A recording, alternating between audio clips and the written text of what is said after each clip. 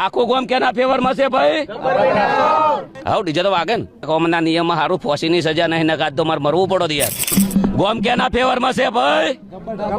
ઉતવાળો બોલજો, ગોમ કેના ફેવરમાં છે? આપણને કોઈને પૂછ્યું? 3 વાગ્યા સુધી આપણે રાહ જોઈ.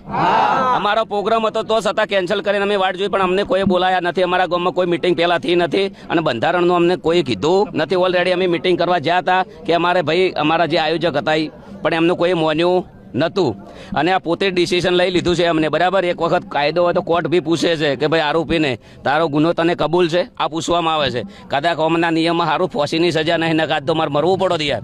અને આ તો સારું છે કે અહીંયાના ઘરમાં હું નહીં રહેતો ને શિયાળાનો ઢાજનો ઠરી જોત. પોતે ડિસિઝન લઈ લેવું ને પોતે બોલવું, એમને ખબર નહીં કે શું કરવું શું ના કરવું એમ. અને જે 4-5 જણા છે એ ગોમના છે એ લોકોને ખાસ કરીને મને નેચું દેખાડવાની વાત કરી છે અને એ લોકોને જ આયોજન કર્યું છે. આખું ગોમ કેના ફેવરમાં છે ભાઈ?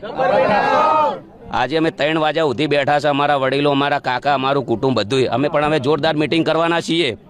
હું ખોટો હશું તો મારા ફેવરમાં કોઈ નહીં આવે. જે દિવસ મિટિંગ કરશું એ દિવસે ખબર પડી જશે. એક સમાજના છોકરાને રોજગારી બંધ કરાવવાની અને 20 વર્ષનો ધંધો બંધ કરાવવાને દબાવવાની વાત છે.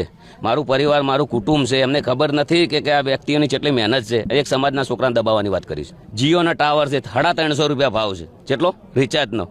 બરાબર, દરેક ગામની અંદર સમાજ નિર્ણય કરીને કે ભાઈ તમારું ટાવર નહીં રહેવા દઈએ, 100 રૂપિયા રિચાર્જ ના કરો. નહીં થાય એમનાથી, કદી નહીં થાય. આજે નહીં થાય ને કાલે નહીં થાય.